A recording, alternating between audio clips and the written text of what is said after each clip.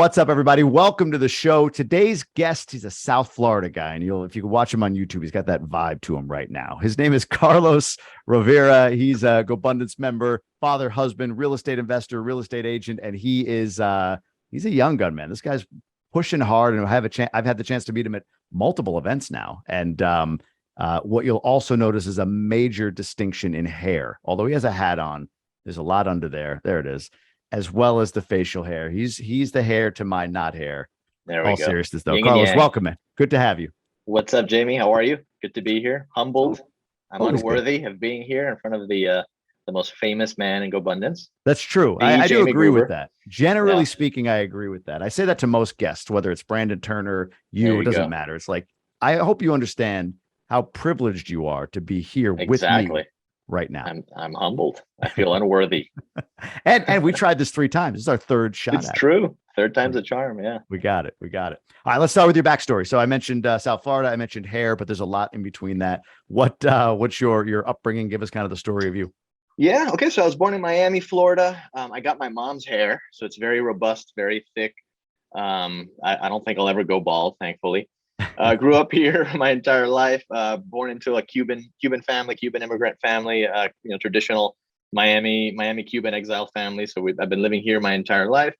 Went to the University of Miami and studied software engineering because I was told I needed to study something worthwhile. Got a job right out of college at an old tech company called Yahoo. Some of you may have heard it. Sure. So worked at Yahoo for 9 years. Very quickly, about probably 6 months into this is 2008. So this is right when the economy crashes and the world comes to an end. I go into the workforce conveniently. So I graduated from college. Then Monday right after graduation, May 2008, I jump into work at Yahoo in the tech world, into what I thought was going to be very steady, very fruitful career, which is what you're told growing up, right? Study something, get a job, work at that job, save, and retire, right? That's the die. track, and then die. And then die. Yeah. If you haven't already died before that. So yeah, I mean, I did that. 6 months in, this is 2008. The world ends. The layoffs come. About probably it was probably 6, maybe 7, 8 months into me working at Yahoo.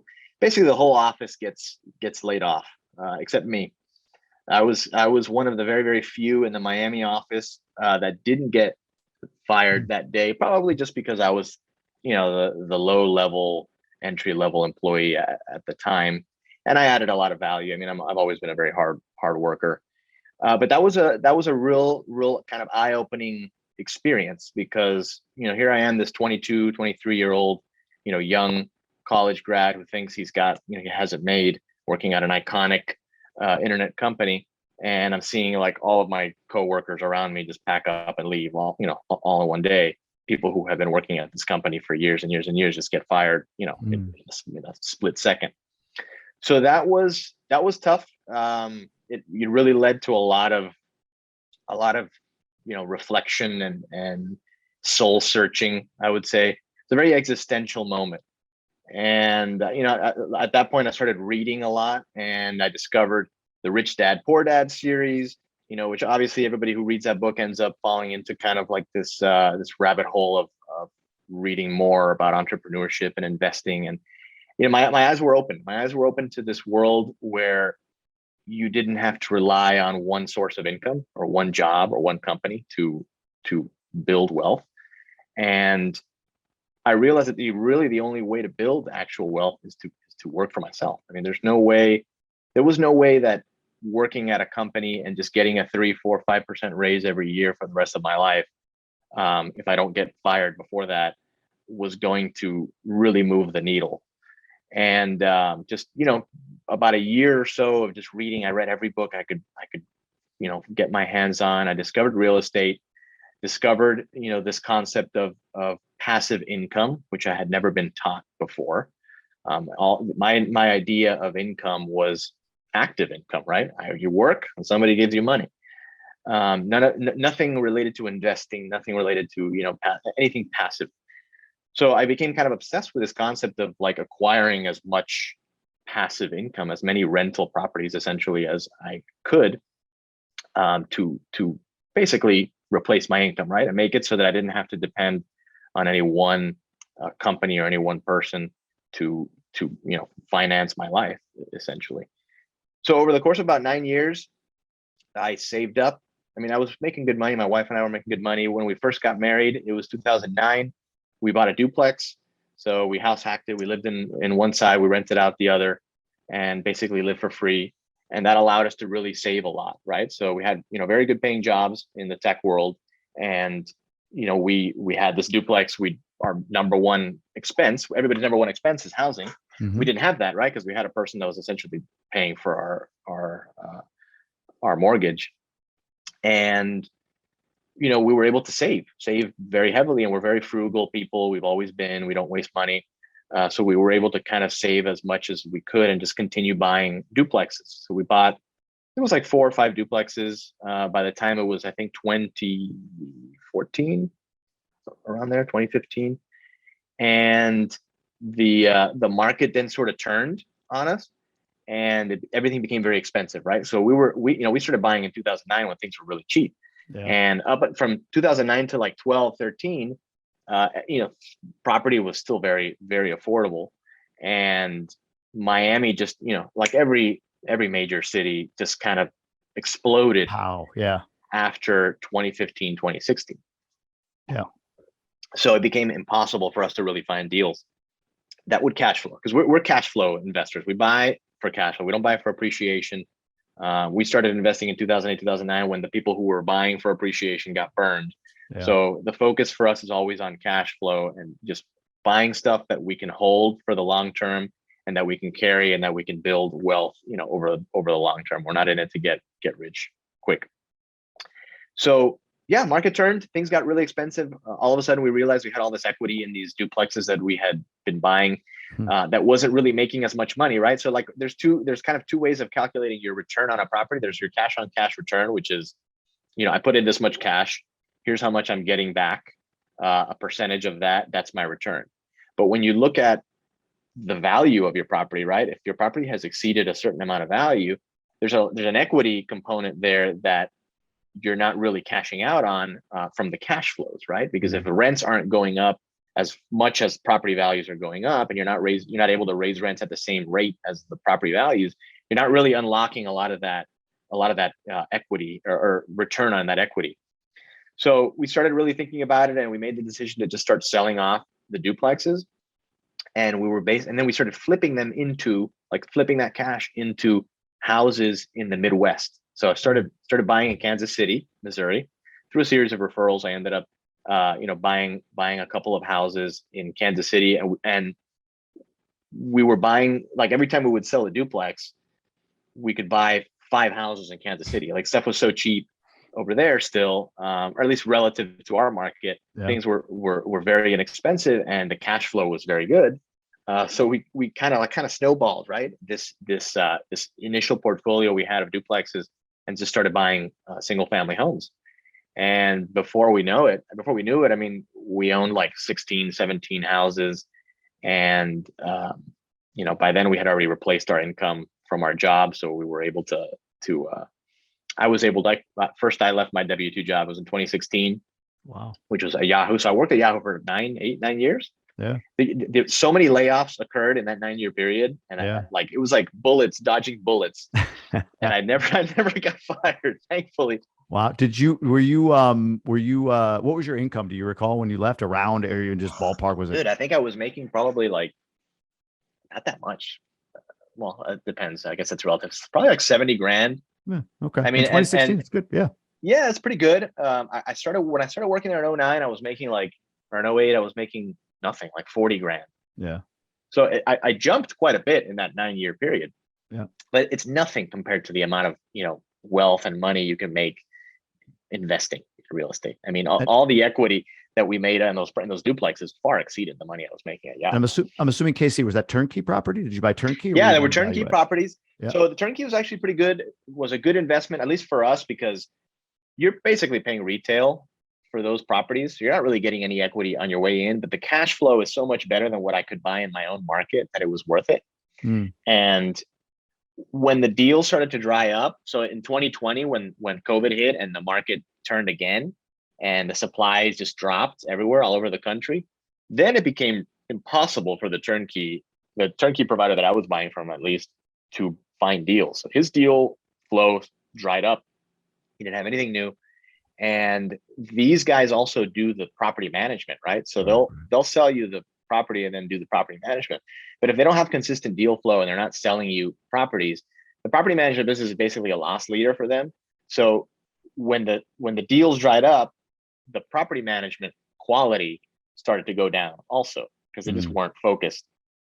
And at that point, this is 2020, it became evident that property manager was not going to perform. So I basically assumed management of the entire portfolio that I had built up in Kansas City.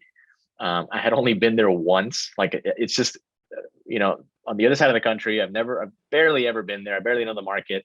And here I am all of a sudden assuming management of this portfolio. And then that's when I accidentally became a property manager. So like I as a defensive measure to salvage the cash flow from my Kansas City portfolio, I had to develop a property management system and process and company essentially to service this portfolio.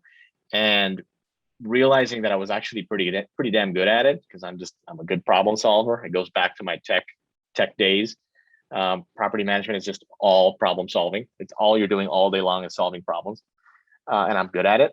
So I realized I was good at it, created really nice systems. And then before I knew it, other people were asking me to manage property for them. So I started picking up more third-party management. And this is all in Kansas City still? No. I'm about half and half in Miami and Kansas City. Okay. Most of what I have in Kansas City is stuff that I either own or am a participating owner of. So I'll get into the syndications in a little bit. I became a property manager essentially, built a property management company, started managing for other people, continued to build the portfolio. And then I met my partner, who is now my partner today. His name is Alfredo, a friend of mine from here in Miami. He introduced me to his son-in-law, who had moved to Kansas City. So Miami guy moves to Kansas City because his wife was studying to get her PhD over there, and super intelligent, very educated. Harvard PhD. He had gotten his PhD and he had done his dissertation in like real estate development. Was just like a really sharp guy, and he was trying to kind of break into the real estate world over there, and was working at the University of Missouri raising money. So he was kind of in this fundraising role, and I was introduced to him, and we just sort of hit it off. And I told him, look, you're good at raising money. I mean, you have already built up kind of like this Rolodex of potential investors locally in Kansas City. I'm good at buying and managing and underwriting property. Let's get together and buy some bigger deals. So we got together. This was about a year and a half ago now, and we bought 3 office buildings since then. Two office buildings and like one kind of retail / office in Kansas City. We syndicated it. We found the investors. We put the deals together, and we've been doing that, and hopefully we'll do some more of that this coming year. And yeah, it's been pretty good. And you've got third-party clients, it sounds like, local to you as well. So you've got your portfolio out in Kansas City that you own or partially own, and you have a management company built around that, but you also third-party locally? Yeah. So the syndication business obviously feeds the property management business as well. And yes, I do take on third-party owners here in Miami, and I have very, very few in Kansas City, just because it's hard to manage property from afar. So if I don't have like an ownership interest in it, it's kind of not worth it. But I do have some family members that I've convinced to also buy stuff over there themselves, and then I manage their stuff for them. What's your portfolio size in Kansas City right now? We're like 200 units at this point total. Kansas City is probably more than half of that, maybe like 110, 120 units. Oh, total okay. When you say total, you're saying under management. Yeah, under management. So 200 total. Yeah, I don't own anything in Miami anymore. I've sold everything. Yeah. So anything that I own is in Kansas City. I would say it's about 110 units. Okay. And that's either stuff like duplexes and smaller stuff that I still own just between me and Yep. my wife, and then stuff that we've syndicated that I, participated in. Did you leverage, and maybe you did at the beginning of it, I'm not sure, but did you leverage when you acquired the turnkey properties, or did you buy them cash with all the equity that you had from the flips, if you will, in No, Miami? no, I financed all of them. You did. Even Okay. the cheapest one I think I bought was like 80 grand. I Yeah. would have to come into the table with like $17,000, right? Right. So like Right. if I sold a duplex in Miami for 500 grand, imagine how far that gets me, Ton. financing these little tiny houses. So that was pretty cool. And that's a market, Kansas City, that's really done well as one of the Midwest markets that's grown a lot. There's a lot of interest there. I mean, a lot of guys are investing there from the coasts, right? California, Florida, Yeah. New York, you name it. So it makes sense that it's a good market to be in. Go ahead. What were you going to say? Yeah, I mean, and I love Kansas City. I mean, now I go all the time, and I've just kind of grown to love the town. I would live there, honestly, if it weren't for the cold. I mean, I've grown Yeah. up in South Florida my entire life. I own one sweater, and the day that it's cold, the one day a year here that it's cold, I just stay home. I love it. Man. So I can't deal with cold. I'm looking forward. By the time this releases, I should be sitting in a warm spot in the Dominican Republic. So I'm looking for. I've never lived in a warm weather climate, right? I grew up in New York, lived in Boston, lived in Michigan, so it's always been cold weather climates, which I like to a point. The holidays are cool. It's kind of cozy, but man, the moment the holidays are over, I could be gone for 4 or 5 months until it gets nice here again. So looking forward to that. You talked about this was interesting. I don't know if you even heard yourself say it, but you said that you started you took over management of the portfolio in Kansas City as a defensive measure and then created a company out of it. Was that your entrepreneurial moment? I feel like we all have one if we are entrepreneurs in any way. Mine came much later in my 40s, right? But was that your entrepreneurial moment because that's not necessarily the instinct of everybody to, well, why don't I build a business around this? It's just like, well, I just got to do it and take care of it. To your point about that mindset of active work, well, I got to take care of my 14 or 16 or 17 properties. But you don't think, well, hey, let me build a business and systems around it, unless you've got some entrepreneurial chops, if you will.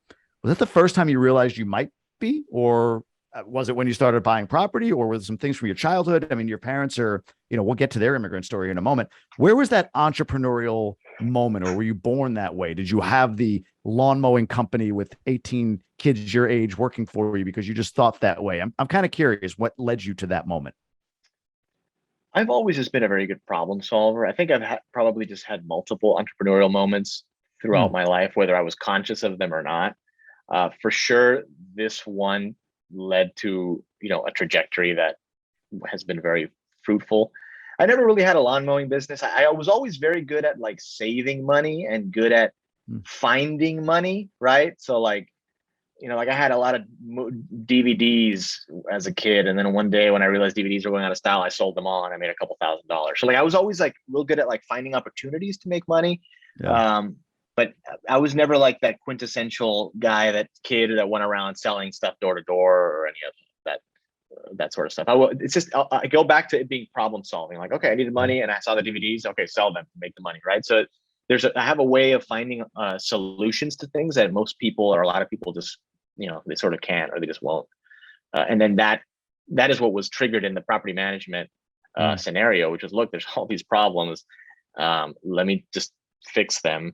And then when I realized I could fix them and I can do them, and all of a sudden my portfolio was performing again, I realized, okay, I'm onto something here. And I do have a lot of trauma from that, because it was the previous property manager had started to screw up so much that like now I have kind of like this control freakism when it comes to property management, because I'd like to eventually sort of like take myself out of that role. But it's been real hard to like find people who can really replace what I do to 100%.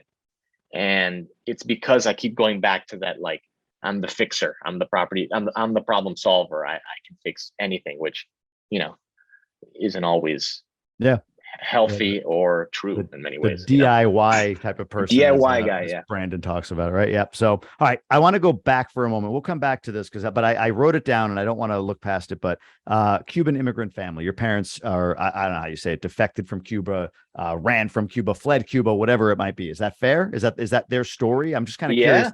Their origin, or, not the whole thing, but like what precipitated their move, if you don't mind going into that a little bit. Yeah, no, for sure. Actually, ironically, my grandfather was exiled twice from his country. So my grandfather, my father's father, was born in Barcelona. He's a Spaniard, or was a Spaniard, and they fled Spain in the 1930s when the Civil War hit Spain. Yeah. They fled to Cuba, and then they had to leave Cuba in the 60s when the revolution occurred there. But yeah, I mean, so both my parents are Cuban. They're born there. They came when they were really young. I think they were both like a year or two old. Sure. Mostly my grandparents that fled the country. But yeah, I mean, communism came to Cuba. It destroyed the economy and all the wealth and all the top tiered 1%, high class of the country just left, right? Yeah. There's no ability to make a living or control your own destiny. What was the point of living there? They all left, came to Miami, and started over. What did your grandparents do when they came? I'm kind of curious. Like you mentioned, I'm building this up to the point where you said, "Hey, kind of conditioned to get the job and all of that stuff." So I'm curious what your grandparents did, what lessons that placed on your parents, and what their conditioning was, and how that led to your conditioning. That's kind of just to give you a preview of where I'm going. But talking about the grandparents, because a lot of folks that come from a situation like that, they've got to figure a lot out on the, like in the moment. They got kids, they got this, they don't speak the language potentially, and so I'm kind of curious, what did they do when they came? And then lead me through, generationally the impact up to you. Yeah.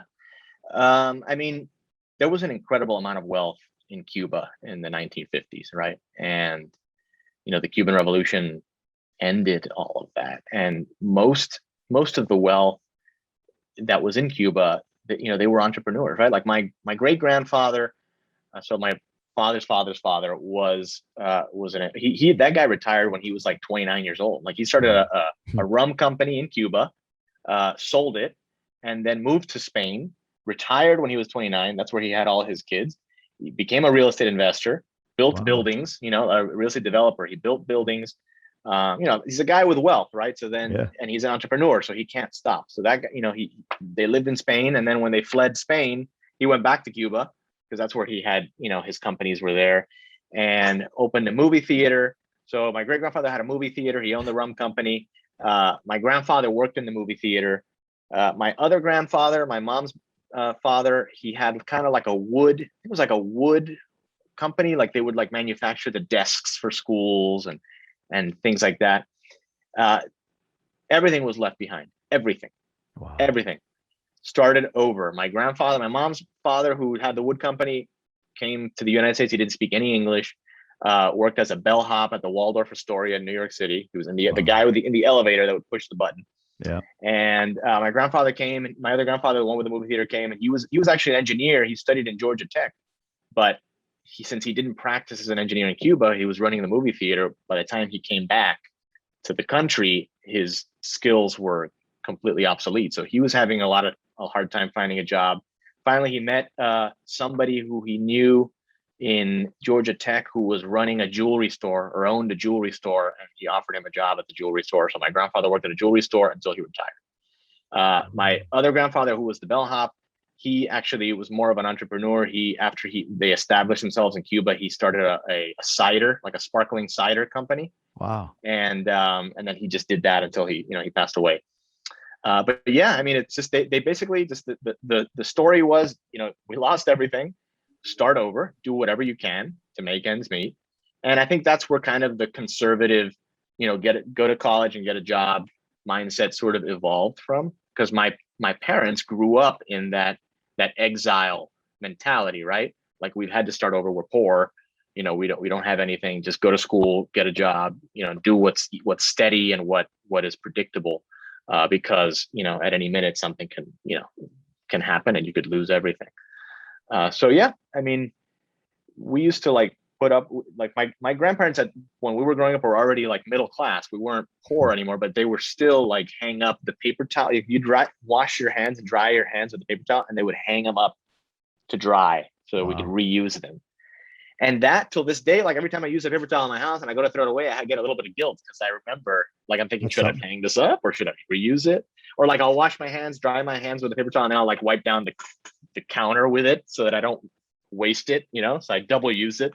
That sort of stuff like really sticks to you throughout the years and through the generations. So, and then that I think leads to the fear mentality that drives our sense entrepreneurs to do what we need to do. Yeah, it's interesting. You have entrepreneurial roots, though. right? Like your DNA almost is conditioned that way. This 29-year-old great grandfather or whatever who moves to Yeah. Spain and literally is doing what you're doing now. So, to an extent, right? Real estate investing, maybe he was developing, like you said, more, but it's interesting that, generations apart, you're kind of in the same place here, and how actually it's a good lesson in how timeless the idea of real estate investing is. That's why so many guys in GoBundance are in real estate, because it's just, I don't know, a better investment long-term.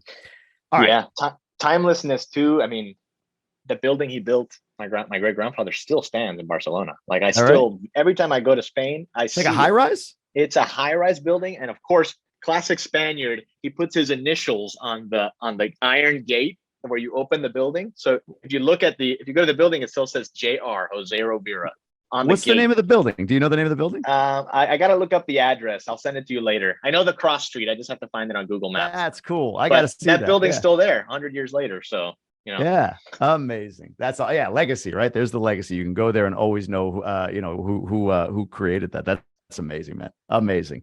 All right, take me to back to today. Oh, I'm sorry. I don't know if you can hear that or not, but my phone was going off on the computer. Take me back to today, and I want to talk about the company that you have and how you're structuring it. And I want to talk about what you're planning to do next. Let's start with your management company. You mentioned about DIY, you in it, that kind of thing. What does it look like? You're at the head of it. What's your team look like? Give me kind of an overview of that, if you don't mind. I'm kind of curious about that. Yeah. Okay. So we're a pretty small team. One, I have a VA, like a virtual assistant that answers the phone. That was the first thing I had to get off my plate, because the phone was just ringing nonstop. Where's your VA? Where are they? He's in Nicaragua. He's a Nicaraguan. Okay. Yep. Totally virtual. Finally got the phone off my plate, because the more units you get, the more the phone's gonna ring, right? Yeah. So that's off my plate. Then in Kansas, then my wife and I run kind of the back office. She's the COO, so she runs kind of all the accounting and all the administrative stuff. And then I'm in charge of growing the business and finding deals for the syndication side. And then we have 2 employees in Kansas City that float around to our different buildings. They're basically property managers. And they deal with the tenants, and they deal with the maintenance issues and calling the contractors and that sort of stuff. And then we kind of oversee all of it, but they manage that. And then my partner Alfredo, he lives in Kansas City, so he's there. He's kind of our boots on the ground. And then we have a third partner. His name is Jake. We brought him on later so that he can help us with leasing, because we found out very quickly that leasing, like we were buying office buildings during a pandemic when everybody was working from home. So like leasing became a very difficult task. So we brought on a third partner, Jake, to help us with that. He's a commercial broker here in Miami, so he's done leasing for years and years and years. So Alfredo and Jake kind of tag team it on leasing, and then I handle all the kind of back office. My wife and I handle all the back office for the property management, all the accounting, and all the maintenance issues and that sort of stuff. When did your wife quit her job? Last year, man. Oh, just recently. Yeah. She was working at a nonprofit that she started. She founded it, and they grew it to like 20 employees, something like that. And then it just became so much work for her. And, it became evident, like our real estate business was growing so much that it just became evident that her time was better spent helping us grow our wealth. And so she stepped away from the nonprofit that she started.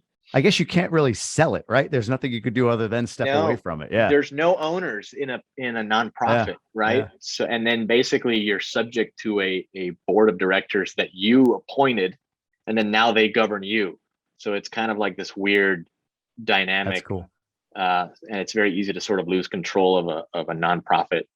So, not that she lost control, but it just became just so much work and not really worth her time anymore. So she's a giving soul. No wonder my wife liked her. They met at you were there too. They met at the wives event. That's why I texted you like, keep that hair away from my wife. Stay away from my wife. The sexy hair, stay away from my wife.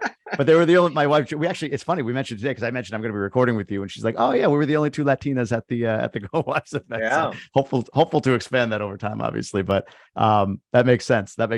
Tell me about working with your wife for a moment, if you don't mind, because that's interesting to me. We don't work together. My wife is more stay at home. She has kind of her projects that she does, but you're working side by side. I know a lot of people think about like, could I, couldn't I? But what are some things that you've done intentionally, unintentionally, that have just happened to maybe protect the relationship from the working relationship, if anything at all?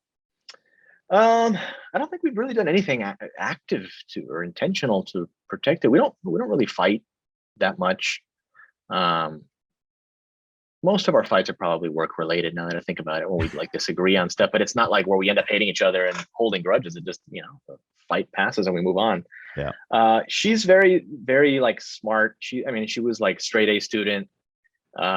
She's very good at like doing tasks and managing like large amounts of workloads. So I tend to dump a lot on her, unfortunately. But she's good. I don't have any complaints. I mean, thankfully I prefer her over an employee because I trust her 100%. So it's not like there's any like I doubt that she's going to screw me over or do No, but something. Like our interests are aligned 100%. So is there a hierarchical thing there? Any issue that, like, it sounds like, you're sort of running it and she's running it with you, but maybe from a structural perspective, a step down in decision making, she's more COO, you're CEO. I'm wondering how that dynamic works. Like, well, I want her to make all the decisions. That's the problem. And then she throws stuff back at me, and I'm like, no, that's yours, right? Gotcha. That's probably where most of our fighting occurs. Is she wants me to like she kicks something back at me, and I'm like, no, that's you. Go, do it. You make the decision. No, I'm not accountable for that. No. There's no like hierarchical issues because I'm trying to get out of the day to day as much as possible. So it's in my best interest to let her run as much as she can, because the more time I spend in the business is less time I spend finding deals. And the only way we're going to grow the business is by finding more deals and buying more properties. And she understands that. So yeah, she's the boss. She's the boss. She's the COO and the CEO. I'm nothing. You're just there. I just show up to work. You're just, yeah, you're just there. I like it. What is what's sort of the next level? So you've got this you've got this portfolio in Kansas City. You're doing some third party. It sounds like a little under 100 units, maybe local to you in Southern Florida, Miami. What's the plans? Are you expanding management? Are you looking to acquire more? Are you going to sell KC and go to another market? Kind of curious what you're seeing especially as we talk. We're going into this. We're anticipating tomorrow's July 1st, hearing shortly after about an actual recession by definition, and a downturn. Interest rates are going to go up. Kind of curious what's next for you. Are you all in, hard charging forward, pause, change markets, anything like that? Definitely not changing markets anytime soon, just because we're established there already. I have my partner, I have my employees. We want to keep buying in Kansas City. We think there's a lot of potential in that market. Yes, there's probably a downturn. That shouldn't prevent us from buying deals that make sense. If a deal makes sense and we can carry it, the real power of real estate is seen or realized in the long term, the longer you hold. So we're buying with 10 to 20 years, time horizon, not the next couple of years of recession. Right. So if we can buy it today and make it work, and we control the management, so we have a direct impact on how the performance of the property is, and we're good at it, we're pretty confident that even in a downturn and in a recessionary environment, we can make it work. Now, that rising interest rates have put a little bit of a damper on some deals, because we were working on a couple of deals, and then the interest rates went up and we had to cancel the deals because they just didn't pencil out anymore. But had they penciled out, or they still penciled out, we probably would have moved forward. So, you just got to kind of tighten up your underwriting a little bit more when it comes to acquisitions during times like this. And just know that, if you get into a property, you can carry it and hold on to it. That's what's next for us. I would say it's more acquiring more commercial properties and building up that portfolio, turning it around. We're value add investors, so we buy stuff that's severely undermanaged and underutilized, and we fix them up and we raise the rents and we put real management in place and make them perform. So in theory, we could buy something like that in any market, and in a recessionary market, we'll probably see more of those types of deals. Yeah. So we're excited, and that's what's next. I don't actively grow the property management business, the third party management. I just kind of take it as it comes. So if new clients come at me or new properties come at me that make sense for us to take on, we will. But really the focus is on acquiring, right? Yeah. Acquiring, and then that feeds the property management business organically. So makes sense. You've been in GoBundance, I'm going to guess what, a year and a half, 2 years? How long have you been in GoBundance? Yeah, I joined in 2020. It was at the end. I think it was October of 2020. Okay. So you're coming up on 2 years at this point, yeah. Which is great. Tell me about that. What's GoBundance been for you? I mean, this is Tribe of Millionaires, right? It's the name of the podcast. So I like to talk about, that tribe aspect. Like, what do you value? What do you get value out of being around, this particular community or these guys? Yeah, there's that saying, I forget who said it, though, you're the average of the 5 people you hang out with. Yeah. What's That the is book? Think and Grow Rich. What's his name? Napoleon Hill, I think, was Napoleon the Hill. guy. Yeah. It's so true. I mean, during COVID, we were basically all told to stay home and do nothing and talk to nobody, right? Yeah. And I'm a natural introvert, so I heard that and I was like, "Whoa, I get to stay home and not see people? I'm in." So I spent like the first month, just hanging out and in the pool. And then we left to the Bahamas for 3 months. So we left for what we thought was going to be 2 weeks, and then we just stayed there because COVID just kept getting worse. So I we're like, let's didn't just know stay. that. No Dude, 3 months. And you'd think that 3 months in the Bahamas would be like this amazing experience. It was hands down probably one of the most depressing times of my life Because of because COVID? it was just 3 months of doing nothing, right? Like as an entrepreneur, you can't sit still for more than like 5 seconds. So 3 months of like just no growth, no nothing, nothing new. I came back from that just like hungry to see people, to like do stuff. And I was still surrounded by people who were staying home and doing nothing, right? Like, so I needed like that tribe, that group of people who were actually doing stuff and being active to help me like push forward. So I joined GoBundance, and man, my business has grown so much since then. I mean, I was at like 16 units or 17 houses in 2020, and now I'm at about 200 under management, 100 and whatever owned. So, I mean, since I joined GoBundance, that has happened.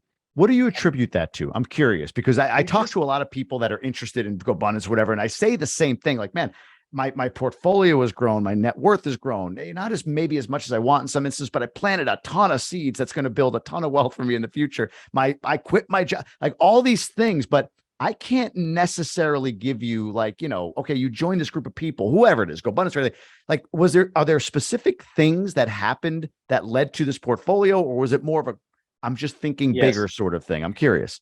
Yes. Okay. As entrepreneurs, we all have like this quality in our brains. It's the entrepreneur quality, and it's very rare.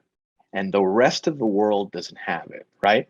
So you're operating within this world where That's you're fun. doing things, and you're doing things that are out of the ordinary, and you're doing things and you're taking risks, but nobody else is doing it. So you're the weirdo, right? You're the one that's going against the grain, and you're the one that's doing something wrong because the rest of us are doing this, right? So it's very easy to start questioning that and create these limiting beliefs. But when you start surrounding yourself with people like the guys in GoBundance, and you're seeing that those guys are doing the same thing that you're doing, it normalizes things, right? You realize, oh my God, okay, so what I've been doing for the past 9 years is awesome. It's not a weird thing. It's not, it's not the wrong thing. So then all that does is accelerate your hunger for more of that, right? And then you start achieving more because you're seeing other guys that are doing the same things as you, and other guys that are doing a lot better things and bigger things, and guys that are younger than you that are way ahead of you. And you see that guy and you're like, hey, I can do, if that guy can do it, I can do it. And it just empowers you, and it just awakens more and more of that entrepreneur quality that you have in you that was lying dormant in a mediocre world, right? So yeah, I think that's the only thing I can really I love it, man. say. No, It's intangible, right? It's just you're around people who are doing stuff, and it empowers you to do more stuff. it's like anything, So right? You go to the gym with people that work out hard, you're going to work out harder, right? Than if you just go to the gym right. by yourself or with a bunch of people that are just there to socialize, right? There's just yeah, I like that. It's intangible. It's not something you can calculate like, oh, well, this meeting equals $73,246 of content that I got from this person or whatever. I like what you said, normalizing, Let me ask you this. How do you define entrepreneur? Like, what is your entrepreneur intangible or quality? Because I think there's so many different ways to describe and define the thing that we have in us, that thing you described. Do you have a word or a phrase or a way to define like what is it about you that is an entrepreneur? If that makes sense? Yeah, that's a great question, man. I mean, I'm the type of guy that if you tell me I can't do something, it just makes me want to do it even more, right? Yeah. So if I get an idea in my head that that in my gut feels like the right thing to do, and then somebody's like, oh no, but you can't do that, then I started questioning it, but why not? What do you mean? This, right? I think entrepreneurs tend to go against the grain a lot. Like you have to, right? Because if you don't, then you stay the same. And then when you stay the same, there's no innovation, and there's no innovation without entrepreneurs. So that sort of rebel mentality that I get sometimes really pushes me hard. So like when I got the idea to buy real estate, it was 2008, and everybody who was buying real estate at that point was a loser, right? Everybody, you know, the real estate market had crashed. So I would go around telling people, hey, I want to buy a duplex. And they'd be like, no, but real estate, that's a terrible investment. What are you doing? Everybody who buys real estate, right? And that just made me want it more and more and more, right? And that kind of builds your desire for it. I don't know. I can't really answer the question. That's a great answer. It's just like man. a drive. It's a drive to be better. It's a drive to go against what's normal because it doesn't feel right to stay that way. I don't know. It's funny. Well, no, so I've struggled with this. Like, you're a years-long entrepreneur, right? You've been an entrepreneur for a long time. I'm a more recent entrepreneur, and there are guys, that are just like, that's all they've ever been. Like from the age of 2, they're like flipping cards or whatever. They've always had this sort of entrepreneurial instinct, if you will. So for me, going into this world after a long career, the question for me is like, am I really an entrepreneur? Like, do I belong? What is it that allows me to be an entrepreneur? Like, entrepreneurs I see as these like, hyper driven, super smart. I'm not any of those things or whatever, right? You tell yourself this story. But the thing that I've come to grips with for me, and again, I've said this before, I think it's my acting definition of what makes me an entrepreneur, the desire to be an entrepreneur, why I've made the step into being an entrepreneur, is what you just said. It's the word defiance.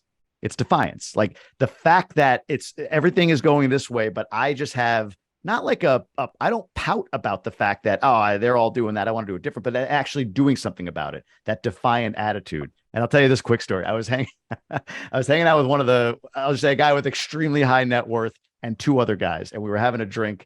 And this was early pandemic when the vaccine first came out. And the 2 guys at that point were vaccinated. Me and this high net worth guy were not. And they were like, well, why aren't you vaccinated at that point? Right. And we were both looking at each other and say like, because everybody's telling me I need to. Like, that's why right now I'm not vaccinated. No other reason. People listening, they might be rolling their eyes about vaccines. I know it's a hot topic, but the point was simply take vaccine, take anything. You all should go get a job, right? Like everyone else is telling me I need to. So that's why I'm not at that point, right? Like it's that defiant attitude and then acting on that defiance, I think, that makes the entrepreneur. I don't know if that makes any sense to you, but that's kind of what I heard you say. It's true. And nobody questions it, right? Like the vaccine is one thing, whenever there's like masses of people doing one thing, has anybody stopped to really question the thing or analyze it or understand it? And I think that's what entrepreneurs do, though. They kind of do that double step and they're like, wait a minute, okay, let's think about this first. That doesn't make any sense. Okay, I'm going to do this instead. And then that's when, it leads to whatever it is you're doing as an entrepreneur. So no, it's the doors at like the MGM. Have you ever gone to like the MGM in Vegas? There's like 50 doors, but everyone's going to one. And I would always go to one. But when I started to notice that, I'm like, nah, I'd go to another door, and 1 of 2 things happens. Either for some reason, herd mentality just led them to one door and there are a whole bunch of other open doors you can go through, or these other doors are locked. But I discovered that because I went and tried, right? And then now I see why everyone's going to that door. I have to go there. Yeah. And it's sort of that mentality a bit.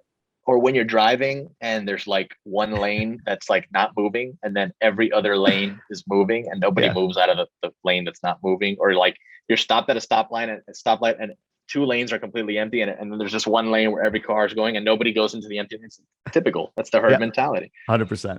This is interesting, man. All right, let's do this. We're coming up on time, so I'm gonna stay away from the one sheet. I think we talked about that in the beginning. Like, do we go with the one sheet? I'm like, man, if we have time, a lot of guys coming on now, especially as the podcast has grown. We've got a ton of listeners. There's some reluctance in throwing numbers out there. Some people have reached out like, hey, are you still doing the one sheet? I haven't heard it recently. And for those wondering, that's why. It's a lot of private information to share on a large podcast at the beginning. This was like 200 people heard it and they were all GoBundance people. Now it's, thousands of people listening every week. So we've steered clear of that. But I'm going to ask you a question from the GoBundance card game. I like this one. It's sort of woo woo. Oh, great. All right. Let's hear it. But you're up for it. For it. If you could send a message to the entire world, what would you say in 30 seconds? What? Jamie, There's so many This is things I would. this is the most assholic question I think I've ever asked of anybody. So I reserve. I've never seen this one come up before. It's on this I old have app or no whatever. answer to that question. Ask it again. Let me hear it again. See if I heard a If you second could time. send, you don't have to do it in 30 seconds, but if you could send a message to the entire world, what would your message say? Tim Ferriss does something like this. Like, if you got a billboard, what would you put on it? Like that sort of thing. What would your message be to the world in It would 30 seconds or less? probably be something regarding, loving one another. Love your neighbor as yourself. I think that's the best advice anyone has ever given. That was Jesus Christ himself. We're living in a time where everybody hates on everybody, right? There's so much Yeah. polarization and everybody's against everybody, and Roe versus Wade, and you're a gay, pro-life, I'm pro this, and you're gay and you're not gay. And we've forgotten to love each other, understand each other, and just live with one another in harmony. That it's so much better that way than to all hate each other. So why are we all hating on each other? Like, let's remember why we're here, which is to live and love life and be happy and forget about all that bullshit. So it would be something around that That's great, loving man. your neighbor. Look, Ray Dalio, if you follow him at all, he lists out factors for the empire, the US empire, to convert over to China. And one of them is polarization. Like if the United States is to turn this around, one of three things he talks about is, getting away from this polarized society where we're pitting each other against each other. So hopefully our kids, I have this belief, like I look at, the mix of races and everything else in the next generation, especially, where it just doesn't seem, I don't know, maybe every generation has said this, but I feel like we're getting more and more diverse. It's just a matter of, can we hear each other's opinions? And that's going to be, but it's up to us to teach our kids to be that way, right? If we teach them to be assholes, they're going to be assholes. But if we teach them to love everybody, they're going to love everybody, right? And it starts with us. They're not going to learn it on their own. And if we're polarized and we're all hating on each other, they're just going to mimic us, because kids just mirror everything that we do. So amazing, man. All right, Carlos, where can people learn more about you, your company, wherever you want to direct them? Find me on Instagram. The handle is the Carlos Rovira. Rovira. Rovira. Yes. Yep. And I had to put the word "the" before because somebody else out there named Carlos Rovira stole my name. Me too. So yeah, find me there. There you can find links to all my companies: Rovira Realty, RG Capital Partners, which is the syndication business. You can DM me and I'll respond. I usually do. Love it, man. That's pretty much it. You in Detroit or Dallas? Either or? No, man. There's so many conferences this year. Yeah. I went to Park City. Yeah. And then I actually signed up for the Croatia trip. So I had to basically sell like my right arm to afford that trip. So that sort of like put me out on this year on GoBundance trips. No, it's a great trip though. I've never done the international. I have to do that at some point. That's awesome, man. Good for you. Yeah. It should be fun. Good stuff. Well, great connecting with you as always. And it was this was a lot of fun. Thanks for being on, brother. Yeah, man. See you later. Have a good one.